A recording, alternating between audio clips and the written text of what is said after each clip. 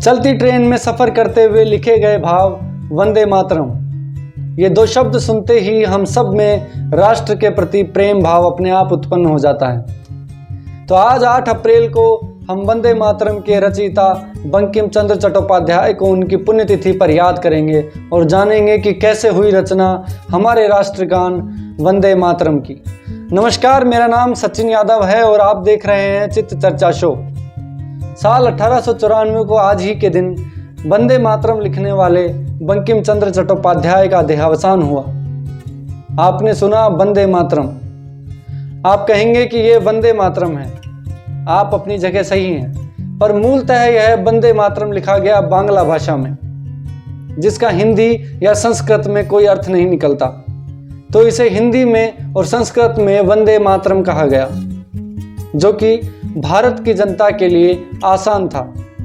वंदे मातरम बंकिम चंद्र चट्टोपाध्याय द्वारा रचित संस्कृत और बांग्ला भाषा के एक मिश्रित उपन्यास जिसका नाम आनंद मठ था, उसमें सर्वप्रथम इस गीत को प्रकाशित किया गया।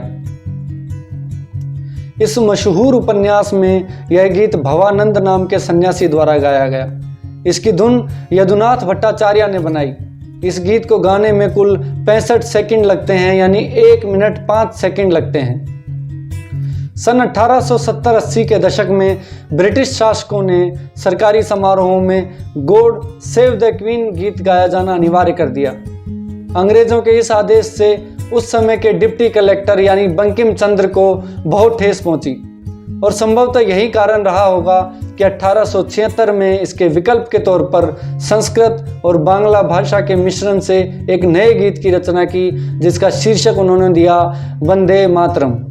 शुरुआत में इसके केवल 2 ही पद थे, जो कि संस्कृत में रचे गए थे। इन दोनों पदों में केवल मातृभूमि की वंदना की गई। उन्होंने 1882 में जब आनंद मठ नाम का बांग्ला उपन्यास लिखा, तब मातृभूमि के प्रेम से ओतप्रोत इस गीत को उसमें शामिल कर लिया। यह उपन्यास अंग्रेजी शासन, जमींदारों के शोषण और प्राकृतिक प्रकोप में मर रही जनता को जागृत करने हेतु एक अचानक उठ खड़े हुए सन्यासी विद्रोह पर आधारित था। इस तथ्यात्मक इतिहास का उल्लेख बंकिम बाबू ने आनंद मठ के 3रे संस्करण में स्वयं किया, और आनंद की बात यह रही कि सारे तथ्य उन्होंने अंग्रेजी विद्वानों ग्लेग और हंटर की पुस्तकों से लिए गए।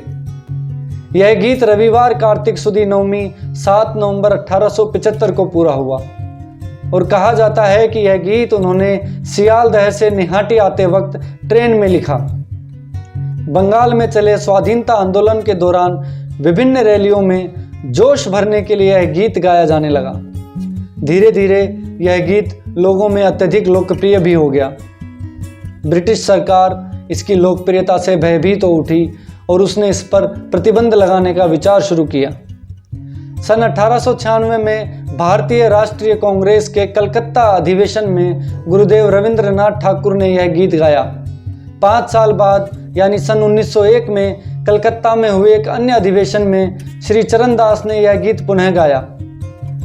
सन 1905 के बनारस अधिवेशन में इस गीत को सरला देवी चौधरानी ने स्वर दिया। कांग्रेस अधिवेशनों के अलावा आज़ादी के आंदोलनों के दौरान इस गीत के प्रयोग के काफ़ी उदाहरण मौजूद हैं। उदाहरण के तौर पर लाला लाजपत राय ने लाहौर से जिस जर्नल का प्रकाशन शुरू किया, उसका नाम उन्होंने रखा वंदे मातरम। अंग्रेजों की गोलियां धड़ाधड़ बरसी। उन अंग्रेजों की गोलियों का शिकार बनकर दम तोड़ने वाली आज़ादी की दीवानी मातंगिनी हाजरा की जुबान पर जो आखिरी शब्द थे, वे थे वंदे मातरम।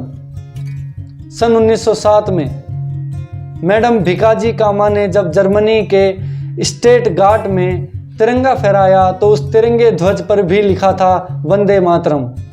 आर्य प्रिंटिंग प्रेस लाहौर तथा भारतीय प्रेस देहरादून से 1929 में प्रकाशित काकोरी के शहीद पंडित राम प्रसाद बिस्मिल की प्रतिबंधित पुस्तक क्रांति गीतांजलि में पहला गीत मातृवंदना वंदे मातरम ही था, जिसमें उन्होंने केवल इस गीत के 2 ही पद दिए थे।